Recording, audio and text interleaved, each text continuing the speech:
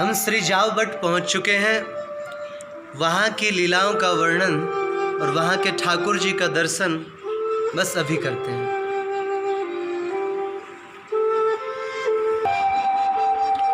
श्री नंदग्राम से 3 किलोमीटर पूर्व दिशा में जाववट स्थित है। यह ब्रज के 12 अधिवनों में से एक है। यह स्थल प्रिया प्रियतम के ऐक्य को दर्शाता है। वस्तुतः तत्व एक ही है, बस रसिकों के रस पोषण, भावों के भाव पोषण और प्रेमियों को प्रेम रस का निर्यास करने हेतु कृपा परवश उन्होंने 2 स्वरूप धारण कर लिया, राधा और कृष्ण। पहले ठाकुर जी अकेले थे, उन्होंने लीला करने के लिए 2 रूप धारण किया।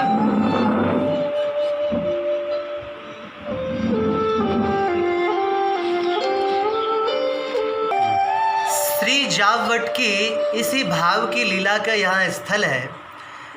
यहाँ श्री जी के चरण तल से जावक महावर मिटा था, अतः यह स्थल जाववट के नाम से प्रसिद्ध हुआ। यहाँ आराधक श्री कृष्ण ने स्वाराध्या श्री जी के श्री पाद पद्मों में अपने कर्क से रक्त आलक तक लगाया था। इस स्थान की लीला को रसिकाचार्य महाप्रभु श्री हित हरिवंश जी ने भी गाया है। कामम तुलिकया करेण हरिणा यालक तकै रंकिता नाना केली विदग्ध गोप रमणी वृंदे तथा वंदिता। नाना केली विलासों में विदग्ध गोप रमणियों की स्वामिनी महाशक्ति श्री राधा रानी के युगल चरणों को अपनी गोद में रखकर लालजी मन नयन को उनके श्री चरणों में केंद्रीभूत करके जावक से अद्भुत चित्रकारी कर रहे हैं। पल भर को पलक झपकती नहीं, अपलक नेत्र श्री जी की सेवा में संलग्न है। कर कंजक जावक दे रुचिसों बिछिया सज के ब्रज माणी लेके मुख तूल गुहे घुंघरू पहराए छला छिगुनी चित चाड़ी लिके पगजेव जराव जुलसन की रवि की किरणें छवि छाड़ी लिके जग वंदत है जिनको सगरो पद वंदत कीरति लाड़ी के। रसिक महापुरुष भगवत रसिक जी ने भी यहाँ की लीला का वर्णन किया है। जावक युग युत चरण लली के मंजुल मृदुल मनोहर सुख निधि सुभग सिंगार निकुंज गली के अद्भुत अमल अनूप दिवाकर मोहन मानस कंज कली के सुर तरु काम धेनु चिंतामणि भगवत रसिक अनन्य अली के। और रसिक शिरोमणि श्री व्यास जी ने भी यहाँ की लीलाओं का वर्णन किया है। सुभग गोरी के गोरे पाए श्याम काम बस जिनई हाथ गई राखत कंठ लगाए कोटि चंद्र नख मणि पर वारों गति पर हंस के राय नूपुर धुनि पर मुरली वारों जावक पर ब्रज राय। श्री कृष्ण के श्री जी के चरणों में यहाँ जावक ठाकुर जी ने लगाया, अतः आज भी यह स्थान जाववट नाम से विख्यात है। गौड़िया आचार्यों ने जाववट को परकीया लीला का केंद्र माना है। राधा जावक संभूत सौभाग्य सुख वर्धना रत केली सुखार्थाय नमो जावट बटाय च। यहाँ पर श्री राधा कुंड भी है। ये कुंड तो शायद उधर होगा महाराज जी, उसका हम आगे चल के दर्शन करेंगे। एक यहाँ की लीला और भी अद्भुत भई है। गर्ग संहिता के अनुसार परशुराम जी ने जब 100 बार महेंद्र गिरी को उठाने के कारण कंस पर क्रोधित हो गए और बोले कि लो 3 लाख मन भार का मेरा वैष्णव पिनाक, बोले अगर 3 लाख मन भार के वैष्णव पिनाक पर प्रत्यंचा चढ़ा करके दिखा देगा तब तो छोड़ूंगा, वरना तुझे मसल दूंगा। कंस बहुत डर गया और खेल खेल में कंस ने प्रत्यंचा चढ़ाकर 1-2 बार नहीं 100 बार डोर को कानों तक खींचा। इस विचित्र पराक्रम से प्रभावित होकर परशुराम जी ने वह धनुष कंस को ही दे दिया और बोले अब तू इसे रख, जो इसको तोड़ देगा वह तुझे भी मार डालेगा।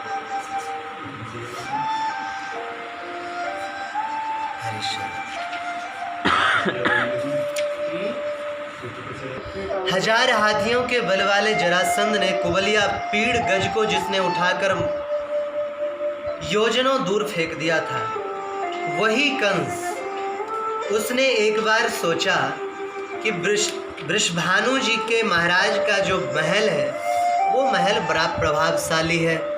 ब्रजवासियों ने भी कहा है कि वृषभानु जी का जो महल है उसके समान दिव्य और धन से संपूर्ण, धन से परिपूर्ण कोई भी स्थान नहीं है। तो पराशक्ति का पराक्रम तो देखो, एक बार कंस ने विचार किया क्यों ना नंद और वृषभानु को ही समाप्त कर डालूं, तो वह जाव ग्राम तक आया।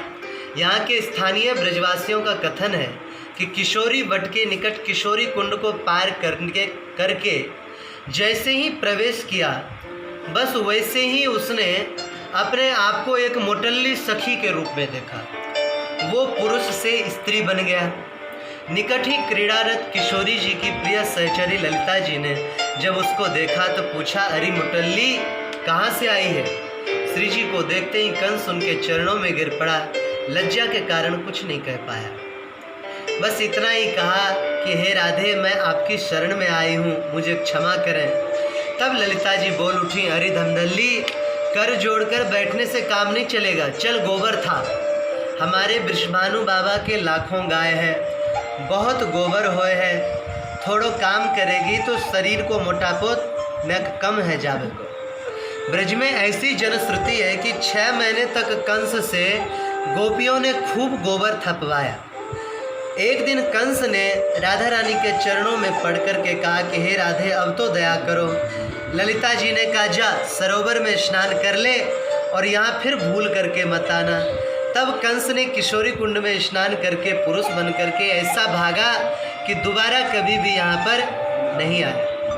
कहते हैं उसके बाद इतना डर गया था वो कि कभी किसी असुर को भी नहीं भेजा और कोई असुर वहाँ भी नहीं आया, क्योंकि वो जानता था कि यहाँ गाय की संख्या अभी भी कम नहीं हुई है। श्री राधा दीदी की जय। यहाँ के संत श्री यहाँ की लीला का वर्णन कर रहे हैं। एक बार राधा रानी से मिलने के लिए, प्रेम को प्रधानता देने के लिए, हमारी जब बता रहे एक बार अब बोलिए।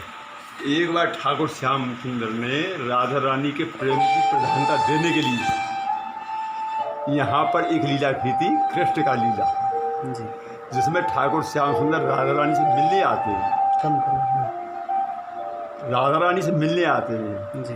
और जो राधा रानी की ननद कुटिला, मालूम होता है कि कृष्ण राधा रानी से मिलने आए हैं, क्योंकि राधा रानी तो कुटिला के भाई आर्य उसकी पत्नी थी उस समय जी। और ठाकुर श्याम सुंदर प्रेम जी। अपने प्रेम की प्रधानता के लिए, प्रेम की लीला करने के लिए राधा रानी से मिलने के लिए आए श्याम सुंदर। तो कुटिला ने जाके अपनी माँ को और भाई को शिकायत की कि देखो तुम्हारी बहू अकेली है घर में और कृष्ण राधा रानी से मिलने के लिए आया है जी। जब माँ ने और भाई ने आके देखा तो ठाकुर श्याम सुंदर के विग्रह में जी काली का दर्शन हो रहा है। वाह। और वास्तव में वो ठाकुर श्याम सुंदर थे। जी। राधा रानी श्याम सुंदर की जगह काली की पूजा दर्शन हो रहा उनको, और पूजा कर रही थी कृष्ण की। जी। जब माँ ने और भाई ने डांट दिया, तू हमारी बहू की बदनामी करती है, लेकिन राधा रानी तो हमारी इष्ट काली, उसकी पूजा कर रही है जी। तो डांट दिया। ठाकुर श्याम सुंदर निकल के जाने लगे तो डांट खा के कुटिला रो रही थी। जी। ठाकुर श्याम सुंदर को देख के कुटिला को गुस्सा आया, बोले तुमने मुझे झूठा बना दिया। जी। बोले नहीं, तुम्हारे कारण तो हमारी लीला का पोषण होता है। जी। ऐसी लीला अनेकों हैं। जावट श्री ब्रह्मवैवर्त पुराण में वर्णन है, जहाँ आपने पहले वृंदा देवी का दर्शन किया था, केदार कन्या वृंदा। उनको ठाकुर जी ने आशीर्वाद दिया था कि अगले द्वापर में आने पर तुम छाया राधा का रूप धारण करोगी और हमारी परकीया भाव की लीला उपासना को परिपूर्ण करोगे।